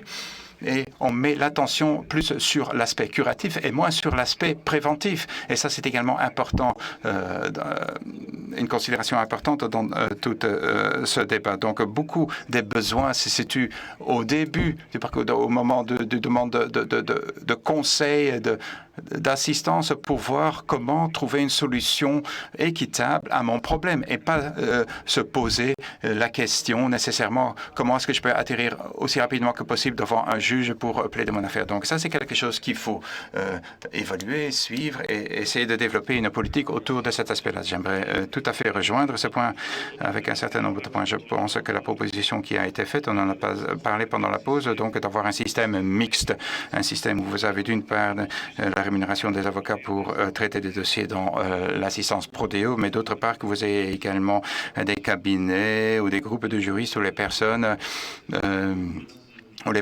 qui sont vraiment dans une situation vulnérable, faible, qui puissent s'adresser à ces instances-là de sorte à être aidés en général de façon holistique. Je pense qu'au niveau préventif, c'est intéressant. Et deuxièmement, je l'ai dit tout à l'heure, donc on a toujours une réflexion trop classique. On pense qu'on a aidé toutes les personnes dès qu'on a eu une procédure devant la cour, devant le tribunal. Non, il faut plus informer. Il faut essayer d'éviter les conflits. S'il y a des conflits, il faut essayer de les régler. Et seulement en fin de compte, donc on prête pas attention à ces 3 étapes avant l'audience et au sein de l'aspect justiciel. Donc, je dois admettre ces initiatives donc arrivent difficilement à décoller. Par exemple, pour infractions de construction, c'était à Liège et Anvers également. Ça a été appliqué partout dans le pays. Donc, l'expertise est limitée. Donc, parfois, un dossier de construction est très onéreux, très cher. Donc, travailler avec des déplacements sur place du juge. Donc, on l'a fait. On voit que les personnes sont extrêmement satisfaites et on trouve plus rapidement des solutions dans les affaires civiles. Stimuler d'abord le dialogue pour commencer un processus de réconciliation. Et je veux seulement dire qu'on offre beaucoup de choses, on présente beaucoup de choses au barreau, mais on n'accepte pas, on n'utilise pas. Donc, nous avons également beaucoup de chambres, par exemple pour le droit de la famille. Souvent, on laisse de côté ces outils. Les gens peuvent se rendre sur place, par exemple pour la police, par exemple interdiction de conduite. Donc, par exemple, par exemple, lorsque on donne ordre au mari de quitter la maison pour violence intrafamiliale, on a des solutions constructives où on demande donc de se voir, de se réunir avec le juge dans ses chambres pour essayer de trouver une solution. C'est beaucoup plus pratique et beaucoup plus efficace que déjà d'engager la procédure. Donc, je ne pense pas qu'on arrivera à changer si on se défait pas, si on quitte pas cette façon traditionnelle d'aller vers la procédure. Pour aller dans le sens de ce que vous dites, c'est que dans notre société, il y a vraiment à utiliser, j'ai envie de dire, la prévention naturelle. Moi, j'ai envie d'utiliser ce mot-là. Et la prévention naturelle, c'est déjà de garantir que chaque administration, chaque service aujourd'hui remplisse jusqu'au bout sa mission d'être au service du non-recours au droit et donc de garantir le droit de façon à ce que les gens ne se prennent pas les pieds dans le tapis et que les situations ne se compliquent pas. La deuxième manière, c'est que nos gouvernements garantissent les droits effectifs de base à tout le monde. Ça, c'est de la prévention naturelle. Hein. Si les gens sont bien logés demain et pas entassés dans des tours l'un sur l'autre, on ne sait pas même ranger le vélo du gamin et faire passer une poussette, forcément, on aurait moins de conflits. Donc, il y a toute la prévention en amont qui permettrait, en effet, que même rien ne doive venir en médiation, en prévention, etc. Et puis, il y a tout l'amont que vous venez d'évoquer, comment est-ce qu'on discute, comment est-ce qu'on échange, etc. Et puis, à la justice au final. Mais c'est vrai qu'on est un peu dans la justice de la même façon que dans la santé. Hein. Énormément de gens arrivent à l'hôpital, je ne parle même pas du Covid, là, hein, aux soins intensifs parce qu'ils vont développer une maladie chronique, parce qu'ils vont renoncer aux soins, parce qu'ils n'y ont pas accès. Et tout ça va coûter très, très cher au portefeuille de l'État et sans être satisfaisant en général au final, parce que de toute façon, on est réparé à moitié, j'ai envie de dire. Et donc, enfin voilà, il il y a beaucoup de choses qui ne devraient jamais arriver en justice si, en amont, cette prévention naturelle, moi j'appelle ça comme ça, c'est-à-dire celle qui structure solidairement une société dans une répartition des richesses, etc. Voilà, alors c'est peut-être prêché, mais il n'empêche qu'on voit bien qu'on est dans le système inverse. Aujourd'hui, vous avez énormément de gens qui sont criminalisés pour cause de pauvreté. Hein. Il n'y a pas longtemps, j'ai été à une audience au tribunal correctionnel à Namur, mais qu'est-ce que j'ai vu? Des jeunes hommes âgés entre 20 et 30 ans, quasi tous basanés, hein, je dis ça sympathiquement, hein, je n'ai évidemment rien contre, qui avaient tous commis des petites choses, hein, c'était de la revente de drogue, des petits vols, etc., à qui la présidente demandait à tous, est-ce que vous avez trouvé un logement? Oui, non, c'était non. Est-ce que vous avez trouvé une formation? Oui, non, c'était non. Hein, est-ce que vous avez trouvé un emploi? Oui, non, c'était non. Est-ce que vous pouvez aller chez quelqu'un de la famille? Voilà, ils repartent en prison, hein, tout simplement, hein, jusqu'à la prochaine audience. Donc je veux dire, on est rempli de criminalisation de la pauvreté construite en amont par la non-organisation des droits.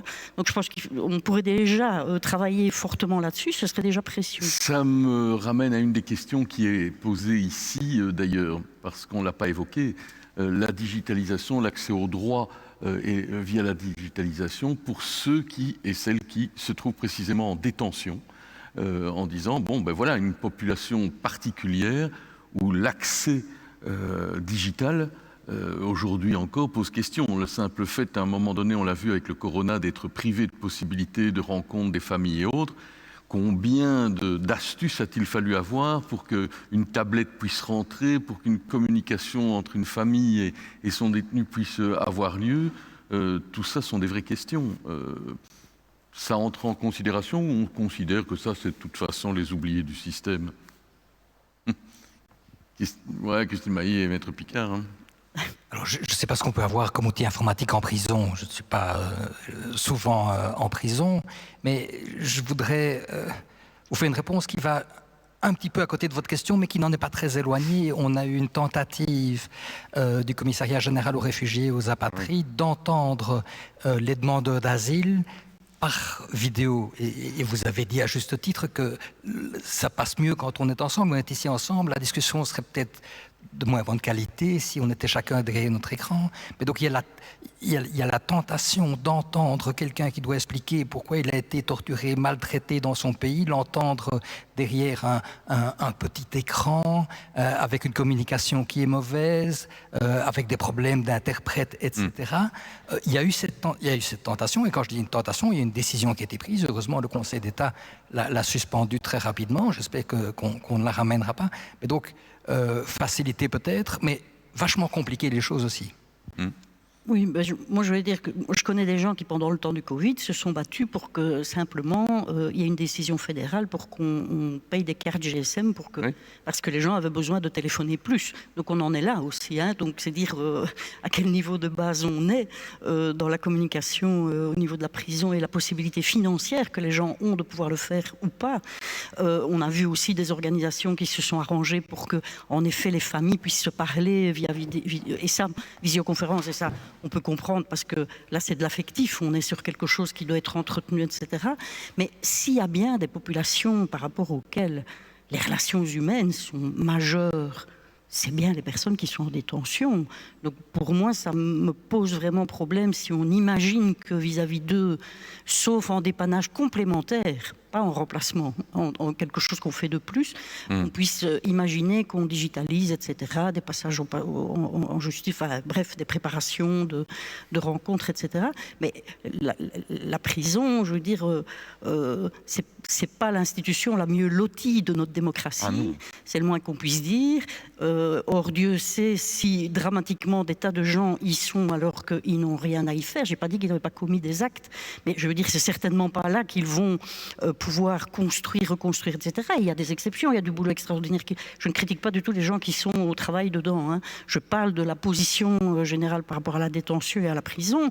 Et nous, par exemple, qui travaillons beaucoup aussi sur le sans-abrisme, on sait que une des causes, hein, pas la seule, hein, mais j'ai envie de dire, de production, d'existence du sans-abrisme, c'est la prison, parce que quand on sort, c'est pas préparé, etc. Alors je sais qu'on sort un peu du sujet de la digitalisation, mais En tout cas, là, s'il y a bien la nécessité de temps humain, il y a les médecins qui vont vous dire qu'ils n'ont jamais assez de temps, il y a les assistants sociaux qui vont vous dire les psychologues qui sont comptés sur le bout des doigts.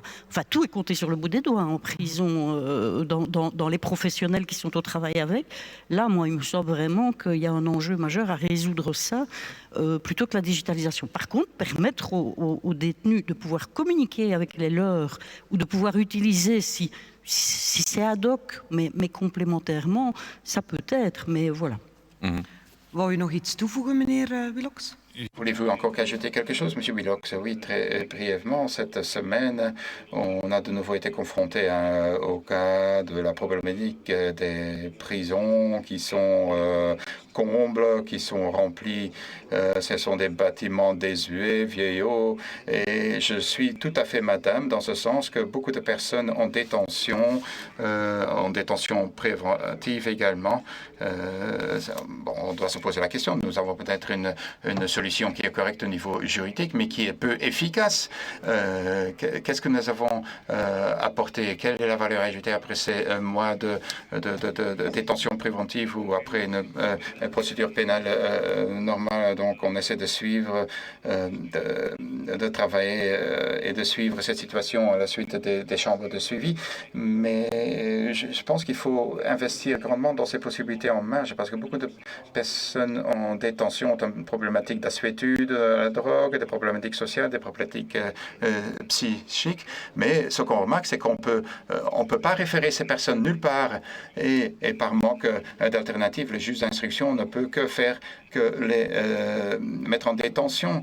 Je pense qu'il faut investir plus sur ces autres alternatives pour veiller à ce que les personnes n'atterrissent pas en prison. Parce que dès qu'ils sont en prison, on le voit souvent pour les jeunes, les gens entre 18 et 22 ans, ça prend beaucoup de temps. Ça dure vraiment longtemps avant qu'il y ait une réaction. Et au moment où, à un moment donné, ils font de trop, et donc ils commettent un fait de trop, et puis ils atterrissent en prison. Et puis là, c'est trop tard. Ils n'auront plus d'assistance véritable. Avant qu'on ne songe à clôturer progressivement, en fait, vous êtes toutes des personnes d'expérience qui avaient acquis un regard, une compétence dans ce domaine au long de vos carrières, mais est-ce que, par exemple, dans les facultés de droit, dans les moments de formation, est-ce qu'on est sensibilisé à ces questions? Est-ce qu'on a une dimension d'approche en faculté, ou est-ce que tout ça est l'expérimentarium une fois qu'on arrive, parce qu'alors il y a peut-être des formations au barreau, à l'école de la magistrature ou autre? Ça fait quelques années que j'étais à la faculté de droit, ça a changé. Mais vous avez encore des échos. Mais mon fils en est sorti tout récemment, ouais. Et j'ai l'expérience qu'on voit, et quand on voit les jeunes avocats, il y a ceux qui ont une intention particulière, mais une formation à la pauvreté en droit, à ma connaissance, ça n'existe absolument pas. Et si vous me permettez de revenir avec mon dada, raison de plus pour avoir des gens qui sont formés à ça, c'est-à-dire des assistants sociaux qui puissent épauler les avocats. La bonne volonté, l'ouverture, l'empathie sont nécessaires, mais pas suffisants. Et je plaide pour la création de structures où on puisse avoir, à côté des avocats, voire même devant les avocats, des assistants sociaux qui puissent décrypter le problème de pauvreté avec l'avocat, avant l'avocat, en disant là, il y a tel et tel problème auquel tu dois être attentif. Donc on en revient aux structures qu'évoquait tout à l'heure Lise Dermine. On revient aux structures qu'évoquait Elise Dermine. Il y a le projet, on a une situation tout à fait particulière, puisqu'il y a une analyse socio-juridique, une analyse économique, le package est là, il n'y a qu'à le prendre. Et puis on a à côté de ça, Elise Dermine en a dit un mot, un cabinet qui a commencé à fonctionner comme ça. Des avocates qui se sont constituées en ASBL, qui travaillent avec des assistants sociaux, avec des psychologues, qui font l'effort très difficile de ne pas travailler à l'acte, de ne pas travailler à la pièce, mais d'essayer d'avoir un salaire. Avec les finances qu'elles ont, c'est extrêmement compliqué, mais ça rejoint ce que vous disiez aussi, c'est-à-dire qu'on ne va pas chercher la procédure, on cherche à résoudre le problème. Mais ça, c'est de l'apostolat. Pour le moment, alors, les choses bougent et je suis heureux de voir qu'elles bougent vite et malheureux de voir qu'elles ne bougent pas assez vite. Mais il y a un an, ce cabinet c'est créé. Ils fonctionnent. Ils ont reçu à Bruxelles le prix de l'économie sociale il y a quelques semaines. Ça n'est pas rien. Ils sont aidés, je pense, s'agissant des assistants sociaux qui leur sont bien nécessaires. Ils ont été aidés par Caritas et puis ils ont obtenu un budget pour avoir un assistant ou une assistante sociale pendant 18 mois. Et donc, je pense que le politique se rend compte qu'il y a là un besoin. J'ai envie de dire aux politiques qui est peu ou prou dans la salle, il faut les aider, il faut les subsidier. Et ces avocates avec lesquelles j'essaie d'avoir le plus de contact possible, parce que c'est passionnant ce qu'elles font, me disent, nous recevons des appels de confrères qui nous disent comment est-ce qu'on peut faire, comment est-ce qu'on peut lancer ce type de projet. Donc, je pense que ce serait bien que les barreaux le soutiennent, mais le train est parti. Le train est parti, il faut l'aider, il faut le subsidier, et comme disait Lise Dermine, c'est en plein dans la déclaration gouvernementale. Il n'y a pas à secouer les cadres, il n'y a qu'à appliquer la déclaration gouvernementale. Ik denk dat we nog... Je pense que nous avons encore 5 minutes pour conclure. Jusqu'à ce que Didier Reynders soit parmi nous. Ce n'est pas qu'on voulait vous couper la parole. Donc, je propose d'aller direction conclusion parce qu'on a dit un certain nombre de choses extrêmement intéressantes. Donc, ce colloque a été organisé dans le cadre de l'accès à la justice.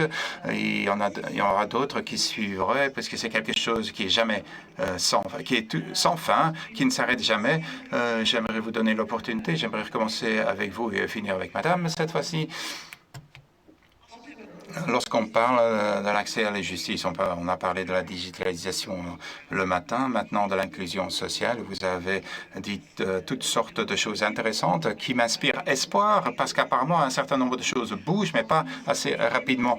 Si vous pouviez contribuer, si vous avez un message à véhiculer, il y a peut-être des politiciens au fond de la salle, on ne sait pas, ou peut-être chez eux, on ne sait pas qui sont nos auditeurs. Donc, quel serait le plus grand défi à reprendre. Donc, quelle est pour vous la priorité à traiter en premier lieu? Il faut qu'il y ait de l'informatisation, mais ça c'est le problème général de la justice. On va peut-être un peu aider le problème d'accès à la justice pour les plus pauvres avec de l'informatisation. On va un peu aider, mais je crois qu'on fera des économies en finançant une vision holistique de l'accès à la justice. Là, quand on a affaire à la justice, c'est parce qu'il y a un problème ou des problèmes. Et ces problèmes, les avocats peuvent les aborder de façon juridique, mais ils ne sont pas que juridiques et parfois ils ne sont qu'accessoirement juridiques. Donc la création, le financement, le suivi, le monitoring de cabinets holistique, de cabinets multidisciplinaires. Vous savez, quand on a une maladie grave, il y a plusieurs médecins qui viennent à votre chevet. Et quand une entreprise importante, économiquement parlant, a un procès, il y a évidemment le responsable des affaires juridiques qui intervient, mais il y a un communicant qui intervient, il y a un responsable des finances qui intervient, et encore d'autres. Ils travaillent pluridisciplinairement, beaucoup de monde travaille pluridisciplinairement, eh bien on doit le faire dans l'aide juridique aussi. Dankjewel, Jean-Marc Picard. Merci, Jean-Marc Picard. Je pense que c'est très important de partir depuis les besoins et les nécessités. Si on a des questions juridiques, on veut avoir un système on veut concevoir un système. On doit par exemple penser à la conception légale également. Comment peut-on rassembler de l'information et développer des systèmes pour qu'ils répondent à ce dont les personnes, les gens ont besoin. Ça demande un setting dans lequel collaborent des designers, des juristes, etc., pour rendre, par exemple, un site web plus accessible, pour rendre un tribunal plus accessible. Donc, il faut également y réfléchir. Je suis vraiment pour le design légal. On n'en a pas encore parlé. Mais bon, maintenant, c'est la première fois. Comment peut-on concevoir la justice avec les personnes dont il s'agit? Les gens peuvent encore vous envoyer des mails si on a des questions. OK. Je ne veux pas vous mettre dans une certaine case, mais tout commence par les étudiants, dit-on. Les étudiants sont formés de manière idéologique, de manière intègre, pourquoi pas? Oui, effectivement, je pense que ce serait vraiment une bonne idée, mais je crois que je fais plus confiance à la collaboration entre les intervenants sociaux et les juristes.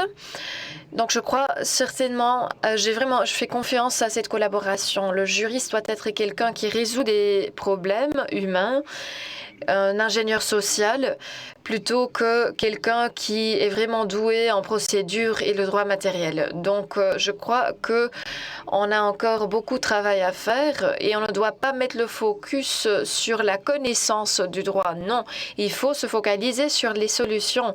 Il y a plus d'attention pour les techniques de concertation, de négociation dans les formations de droit. Donc c'est une chose positive et je peux vous donner un message. La digitalisation est très importante, l'inclusion sociale aussi, mais il faut quand même avoir une vision. Où veut-on aller avec la justice? Parce que ces deux choses sont des moyens pour obtenir autre chose. Ça n'a pas de sens de digitaliser tout ce qui existe aujourd'hui ou de dépenser plus d'argent pour l'aide juridique de première ou de deuxième ligne. Non, il faut avoir une vision et la conception légale peut jouer un rôle dans cette histoire. Et vous, à Anvers, j'ai compris que la ville fait plusieurs étapes dans cette direction. Et vous pouvez également envoyer des mails à votre adresse mail bart.willox@bla, etc. OK, madame, la dernière parole, pardon. Intéressant ici, c'est qu'on a entendu plein de perspectives, de tentatives, de nouveautés, depuis Élise et puis ce qui se dit aussi ici autour. Ce qui me frappe un peu depuis quelques années, que ce soit en matière de justice ou autre, c'est que lorsque on travaille à construire quelque chose de différent pour ne pas ajouter de l'argent à ce qui se faisait avant et qui a montré ses limites, quand on travaille à autre chose de neuf, on dirait qu'on laisse s'user les gens à essayer de mettre en œuvre le neuf qui est en train de démontrer ses effets. Donc moi j'aurais un message vis-à-vis du politique, en tout cas, c'est de dire, je pense qu'il y a plein d'acteurs qui, dans une visée transversale, cherchent à avoir une vision de société. Donc pas nécessairement faire fonctionner la justice à plein, mais se demander comment la société doit aller mieux et être plus juste. Mais il faut aller à la rencontre de ce qu'ils proposent pour ne pas les mettre à plat ou ne pas prendre 10 ans ou 15 ans à faire évoluer un dispositif quand à un moment donné il a fait ses preuves et qu'on peut le multiplier. Je trouve que ça c'est vrai dans le monde de la justice, mais c'est vrai dans plein de domaines aujourd'hui. C'est-à-dire qu'on dirait que l'émergence qui part de la population d'en bas, ou des acteurs que je considère la population d'en bas, même si pas dans la pauvreté, c'est-à-dire qu'ils sont en train de chercher aux racines, eh bien, c'est pas facile de le faire écouter en arrivant au-dessus et de grimper les étages pour que ça soit soutenu. Donc moi, il me semble que ça, c'est vraiment quelque chose de très très important. Donc ne pas rajouter des couches à la même chose, mais donner de l'amplitude à ceux qui innovent, évaluer, corriger s'il y a besoin de corriger, etc. Mais permettre d'avancer, de ne pas opposer. Et l'autre chose, c'est de garantir là-dedans quand même une veille qui permet de vérifier est-ce que cette vision de société, on l'a pour tout le monde et donc on l'a pour les plus vulnérables qui sont les accablés de la perte de droits, etc. Donc quelle est la veille qu'on met? Et en ça, je trouve que la veille, elle doit être partout. On posait la question tout à l'heure, est-ce que c'est dans les cours, dans les formations de droit, etc. J'ai envie de dire que partout, il faudrait une analyse sociopolitique des inégalités. Partout, il faudrait une analyse sociopolitique des catégories sociales qui existent dans notre société. Partout, on devrait former tout le monde à pouvoir exercer son métier avec toutes les catégories sociales et particulièrement au service des plus vulnérables. C'est ceux qui ont le besoin d'être le plus soutenus, parce que la vision de société, si c'est d'essayer de réduire les inégalités pour qu'on ait davantage de paix sociale et un cadre même économique et de développement qui soit au profit de tous, on doit tous s'y mettre et donc ne pas considérer que c'est l'affaire des sociaux. Moi, je trouve que c'est ce qui est appréciable ici aujourd'hui. Personne ne dit « ah ben ça, c'est les assistants sociaux qui n'ont qu'à écouter, réparer, etc. » Et puis non, la justice, c'est pas du tout ça qui a été dit aujourd'hui. Mais je pense qu'il faut le faire en tout domaine. Et voilà, donc je pense que l'appel aux politiques, c'est s'il vous plaît, n'imposez pas aux acteurs qui innovent une attente indéfinissable à pouvoir exercer plus, mieux et davantage dans cette visée-là. Dankjewel, Christine Mailly, secrétaire. Merci Christine Mailly, secrétaire générale du réseau wallon de lutte contre la pauvreté, pour ce beau message. La politique est présente aujourd'hui. Merci donc pour vos idées dans ce débat. On peut passer au commissaire européen, mais pas avant de remercier les autres membres du panel. Bart Willox, président du tribunal de première instance d'Anvers. Merci d'avoir partagé également vos expériences. Merci à Steven Gibbons, cofondateur Elderrecht, enseignant et chercheur au collège universitaire d'Anvers. Et last but not least, merci également à Jean-Marc Piercard, avocat au barreau de Bruxelles. Vous nous avez aidé beaucoup. Beaucoup de choses sur lesquelles il faut encore réfléchir. Bon retour et j'espère que tout ce qui a été dit aujourd'hui sera utilisé à l'avenir. Et merci aussi à tous les contributeurs qui nous ont envoyé ces questions, qui ont animé également votre débat. En fait, merci beaucoup. Dank.